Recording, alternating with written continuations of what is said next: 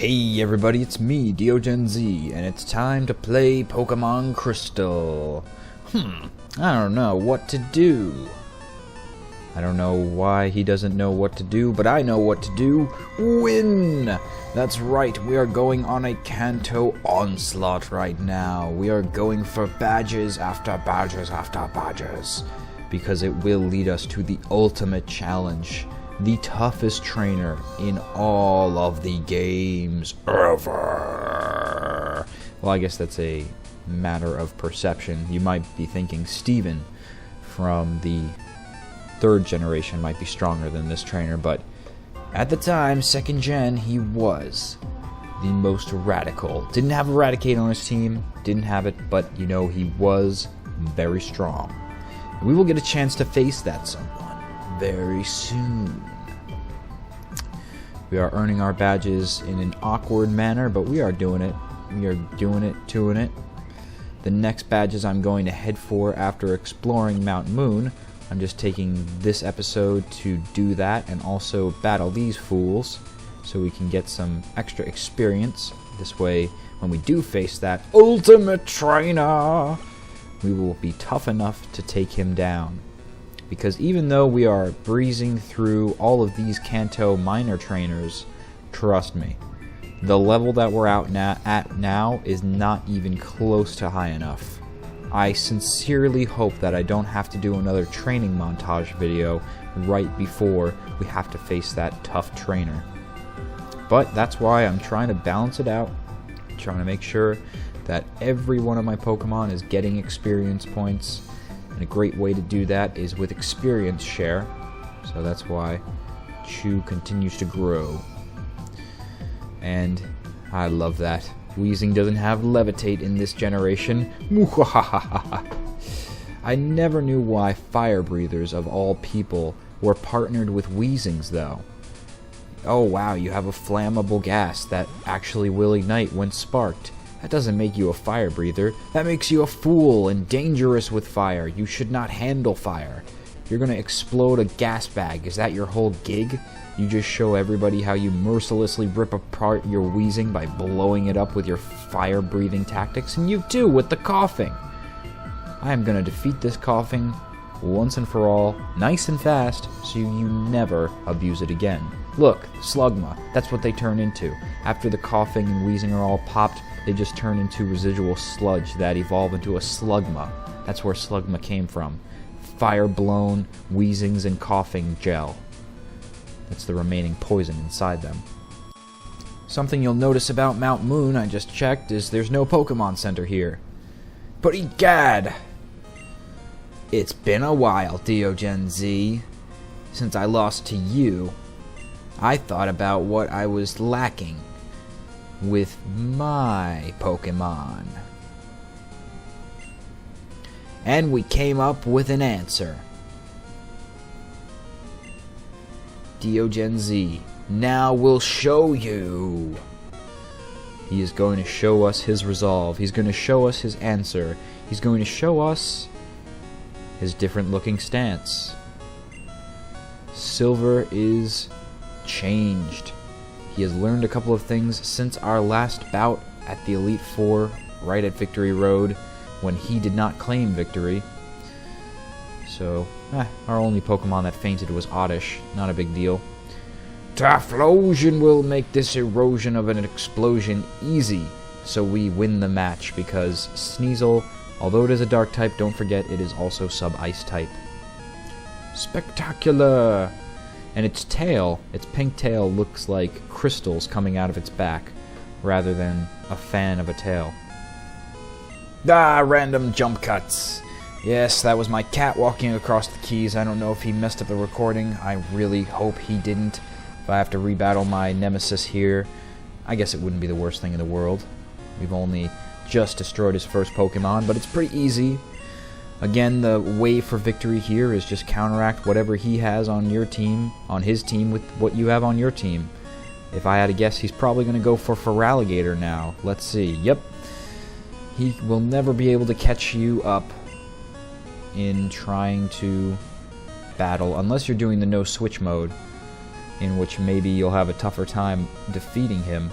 You'll have to actually switch out your Pokemon and take a whole turn for that. But it's a way to increase the difficulty of the game. Speaking of difficulty, though, that excites me. I read recently on Cerebi that Black 2 and White 2 are supposedly having difficulty levels. So when I get that here in the States, I'm going to play at the hardest, most brutal difficulty right out of the box and do an LP of it on this channel, because I want to see how tough is tough. After all these years of playing Pokemon games and analyzing the AIs and seeing the tactics and how the computers react to what you do, I want to see how much Pokemon Company really has changed their strategies. It's going to be interesting and awesome. I cannot wait until, I guess, next summer? I don't even know when it's coming out in America, but I know it will eventually. A big game like the sequel of Black and White, especially with how big it sold in America, they wouldn't hold that in Japan. Heck, they transported Pokemon Conquest, which was Nobunaga's ambition, in Japan just a couple of months after it came out in Japan, so maybe we'll get lucky and they'll do that for the holiday season. Who knows? Just a matter of a translation team. I don't know why my rival does not have a Crobat yet, and he does, I think, have a Gengar at this point. So, I don't know. He traded with somebody, but he did not trade with his, or get friendly enough. Maybe that's it. It's the friendliness, not trading. What am I thinking? You have to trade a Golbat to get a Crobat. Derp, derp, derp. Yeah, well, that makes sense. Our rival was kind of brutal to his Pokemon before he had this sudden change of heart. I'm sure he's going to tell us some kind of spiel after we defeat him, like, oh, but things are different even though they're not because you defeated me the same. So we'll hear him out. He's only got 2 Pokemon left, and yes, he does have a Gengar. That was another thing I always hated about, not hated, but always envied about him, and made this game even more compelling for me to play. Anytime I could rematch my rival, I could see a Gengar, and that was my favorite Pokemon at this time in the 2nd gen. So, he has it, and there was actually a guy, I didn't even show him off in the past Pewter City episode, but the guy in the Pokemon Center there will actually trade you a Xatu. What a fool, he doesn't even know how to use his Gengar. I totally would have wreaked havoc if I had that thing. I'm really looking for a way to trade with an emulator. Anyway, there's a guy in the Pokemon Center in Pewter City that will trade you a Xatu for a Haunter, and the most painful thing for me was trading it with him and saying, fine, you get this thing to evolve. And as soon as I talked to him, he said, hey, when I got that Haunter, as soon as I opened the ball, it evolved. And I was kicking myself in the face. I could not believe that after all that, I gave him like a level 70-something Haunter, and he gives me this stupid freaking high-level Xatu that I never was going to use. And he got the Gengar that I was looking for. And look, his Alakazam has evolved. That takes trading too. Ah, yes. I will have to find a way to trade with emulation. I know it's possible. If there is a will, there is a way. And our way is that Silver has been defeated. I thought I raised my Pokemon to be the best they could be. You don't even have a Crobat. How could you say that? But it still wasn't enough. You need more discipline training before you can defeat Karate Duel #1. You won fair and square, I admit it, but this isn't the end. I'm going to be the greatest Pokemon trainer ever, because these guys are behind me. Listen, DeoGenZ, one of these days I'm going to prove how good I am by beating you. Unlikely. But hey, that's nice. He finally did not shove us into the side of the wall or something like he often does in our encounters. No wild Pokemon!